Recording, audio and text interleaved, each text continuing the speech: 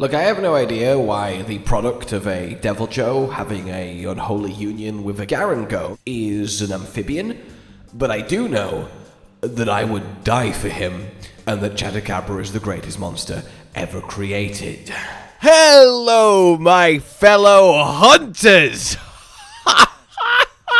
What do I even say? Well, I'm going to say lots of things about everything in the trailer, but what do I say right now? Well, I know what I'm going to say right now, and it's how ridiculous is just everything. Like, it's still sinking in, but there is something special in the air. This is magic, and there is just a little indeterminable little factor that you can't quite name or put your finger on that really says that Wilds is going to be something special. But before we get ahead of ourselves, let's talk the trailer in detail, frame by frame. Without further ado then, here we go. So instantly, we get a sandship. So sandships, confirmed in the game, and as soon as you get a sandship, I mean, Gen siege fights, hopefully, maybe, we want them, and we want them to see them evolved.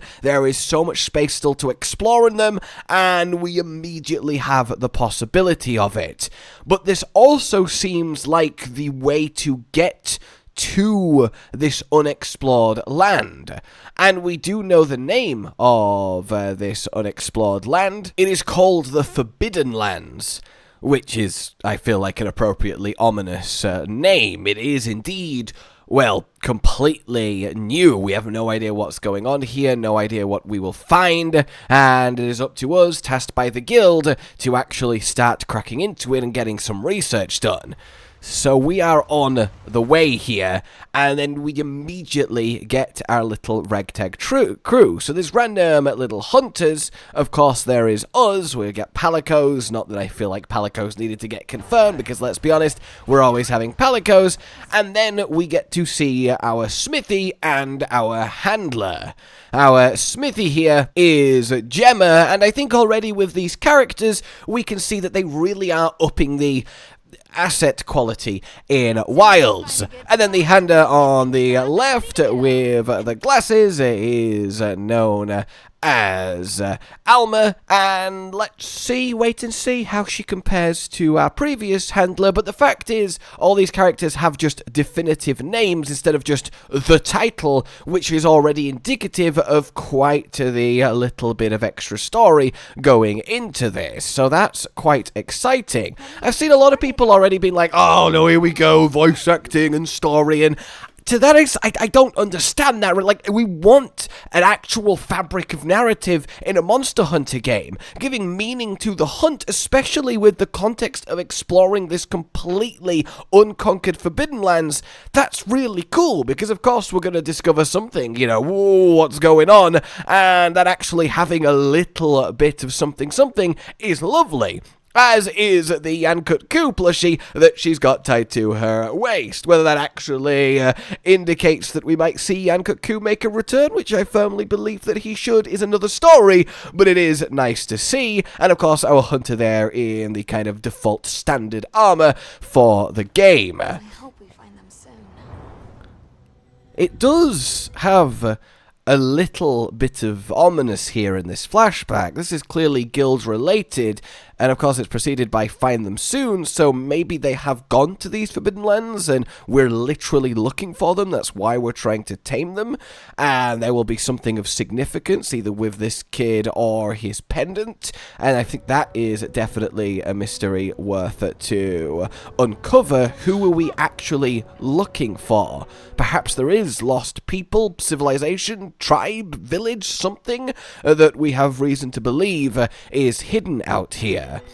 Then we immediately get to see a little pack of the new bear monsters, which go by the name of doshaguma, and I will have to get used to that. Past one of the spires sticking out the sand, even in the middle of this entire dune that we're sandshipping through, there is still these spires. One of the bears, of course, has successfully hunted the new herbivore ceratonoth and is dragging it through.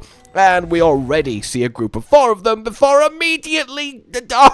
So this is a new amphibian, and it's definitely got the Guys Magormi frame, doesn't it? And that's really cool, because it's a great skeleton to use, and turning it into the amphibian. His skin pattern is lovely, he's got the Devil Joey chin, and I just really adore him. I'm a sucker for these types of monsters. He is called Chatacabra, and I really, really like him. This oasis is also quite nice to see. Maybe this will actually be a hunting ground, fighting around it with open plains around you, which is quite the locale. We also get a new type of basic raptor, having a little millabout in the background. And then ceratonoth herd.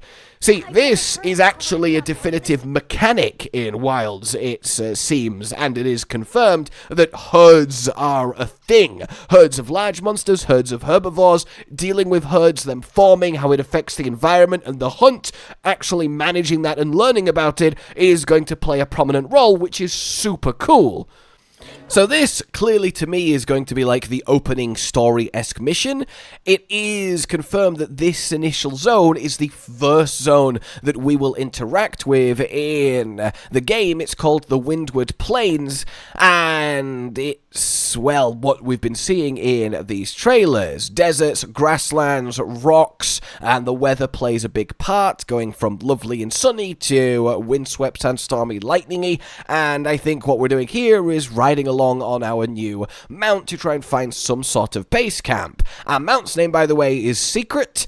At least I think it's pronounced Secret. Seikret. Secret. I feel like it's Secret. S-E-I-K-R-E-T. In any case, a lovely new little bird, wyvern, raptor, of course, that we are taming, and the palico riding on the back is suitably adorable. But of course, we are discovering all these creatures in context and character for the first time. So actually getting everything, you know, explained to us, the voice acting, the lines about it, this really is going to be a Monster Hunter more than any others focused on the research. And then we get this, which I find absolutely fascinating. It's a real indicative example of how living and breathing they want this to be, and they want it to be very living and breathing. We see one small monster, this little lizard lad, who I also kind of adore, taking down one of the new other herbivores that are very Kestodon-esque, coming out of the kind of muddy swampland, the others having a panic, and it's just nice to see that sort of stuff happen with or without you. The environment filled with these animals doing its thing. Then we get these bony, hooky raptors, and whether the little ones are their babies or a different species is up in the air. I am leaning towards babies, but they seem definitively vicious. They're hooked jaws. We go over to our new lovely bear friends there at doshaguma, and we get a lot into them. They are quite violent, quite vicious, and honestly up close, horrifying. They're clearly very much infighty with each other, not outright aggressive, but they're not exactly, you know, getting along swimmingly, but there is clearly a hierarchy to them. This one clearly in charge, but they are working together. They are pack-large monsters, which, as I said, is a new feature in Wilds. He is trying to claim whatever it is they have found here, but look at that face. It is clearly designed to live in this sandstormous weather. Sandstormous! Not a real word, but it should be. It's a fantastic word. In any case, it's rugged, it's bulbous, it's to hold up against the grating sand constantly, and it's given it this horrific visage on top of the camo-y thick fur colouring. But then we have, again, this little hiding bit, a bit of grasslands on the side, kind of like those couple of grassy zones in the Wildspire Waste. And this is obviously very reminiscent here of the hide from the Jagras in the bush at the start of World when you're first walking to Astera. We're with our handler, we have our weapon, our starter armor, and we don't want to get tangled up in these guys yet. And I also think it really kind of shows perhaps a tone or a vibe they're going for that hasn't happened in other Monster Hunter games as much, which is a real, perhaps even horror. Like, we should be scared of of these creatures. They do look inherently scary, but we are hiding from them. Now, this happens, of course, like I said with the Jagras, but we get this very intimidating perspective here. Like, these guys are huge and clearly powerful, even though likely in reality they'll be low-tier monsters we absolutely trash, but contextually, to say these guys run in packs and they are this big and this threatening from this look is really kind of cool. And then they head out into the desert, and you really get to see that mug. The eyes barely even open. They very much seem to be sensing via their other senses. And now we're having a little bit of a chase. It seems like the goal is to separate it from the pack so we can have a 1v1 before getting the slinger. Yes, it makes a return from Monster Hunter World, and it's why this, to me, is very much commission-y, guildy, a continuation into this new world over to the right where there is space on the map, and we're using it to quite literally grab slinger ammo at range, which is a lovely addition, especially while we're riding around on the mount. The actual environment is looking very beautiful, and I love how colourful everything is. We've knocked down the rocks to separate this guy from the herd because they're all flailing about, so presumably if you get far enough away, they will sort of stop chasing you and actually let you hunt 1v1. And then we get one of the features of this zone, the windward plains, which is said wind, the sandstorm whipping up and completely changing the dynamic. And then, I mean, come on! Why isn't Diablos not leaping out of here? But that is horrific for these guys. They seem kind of fine a little bit later on, but damn! What do you even do at that point? Rolling around, fighting, I mean, this is great. Clearly, that, I'm going to say, is the introductory cutscene to the first time you actually have to hunt one of them, and this is where it all starts. Your first large monster is undoubtedly going to be this bear creature, and then commencing the hunt by order of the guild. And the thing is, it has now been confirmed that for the first time, our hunter is fully voice acted in Wilds, which is going to add a lot more flavor to the dialogue as opposed to just kind of creepily staring everyone down and nodding like we're used to doing through World, Iceborne, Rise, and Sunbreak. And just actually hunting in this weather, the lightning, the storm, we're rolling around with our greatsword, like, it's so cinematic. And then he threw a fucking herbivore at us mid-hunt. So they're giving, like, a basic tier, small monster, Devil Joe-esque other monster interactions, and that just really cements what they're trying to achieve here. Like, it's so hype and epic instantly, just at what is clearly the early stages of the game. Then we go to our new amphibian, who's got some licky, sticky saliva, and that's how he works out. You can see him using it. And very much I assume he will be the second monster we do fight, and you can really see the Garangomness to him, and considering that was Sunbreak, but this is Wilds, it is nice that they are taking, if not literally the things, but the assets from Sunbreak and not letting them go to waste. He looks really phenomenal, but then we get this, yes, we call the mount, hop on it mid-combat to reposition. Of course, that's very Palamute-esque, but now with a raptor, though it looks much smoother in how it flows, and that's really, really neat. And now, the new raptors are dogpiling this guy and giving him a real problem. Having a multi-small monster turf war against a large monster is like the next level of it. Like, that's so incredible to see, and such an exciting thing to happen before, oh my god, we're being attacked by the entire pack again, and we whistle onto the mount.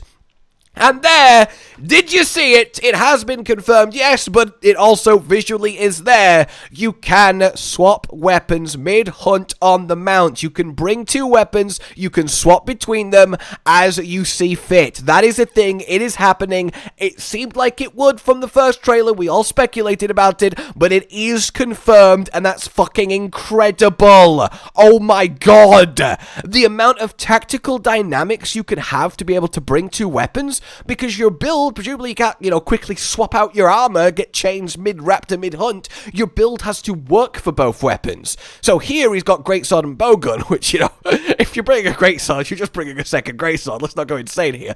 But that's a very different set of skills that you would need to make both work, unless you're doing something very raw-focused or maybe piercing, but even then. So you do have to think about that, and that's a whole other layer to building. Are you building your hunter and your set now for 2 weapons or just the one, and only have the second weapon as some kind of basic utility? Maybe your second weapon is a hunting horn and you get buffs and then you swap back to your first. That seems like it's got potential. In any case, we're shooting on the back of it, so mounted combat in a proper sense, not just palamute attack button, is a thing.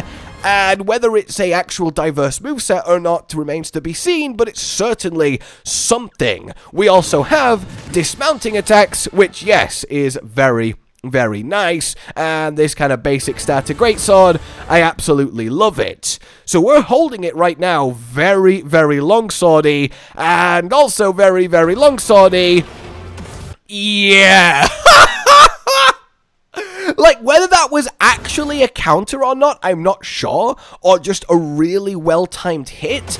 I kind of hope it's the latter, because I don't really want Strong Arm Greatsword to come back, because, don't get me wrong, I fucking love it, the numbers are, but I do like Greatsword being the charger, the shoulder tackle thrower, not trying to muscle in on the counter territory that some other weapons have, but it is undeniably ridiculous, and it seems like he is just holding it and then presses attack, and it just is timed nicely. And then here, this is such a big deal.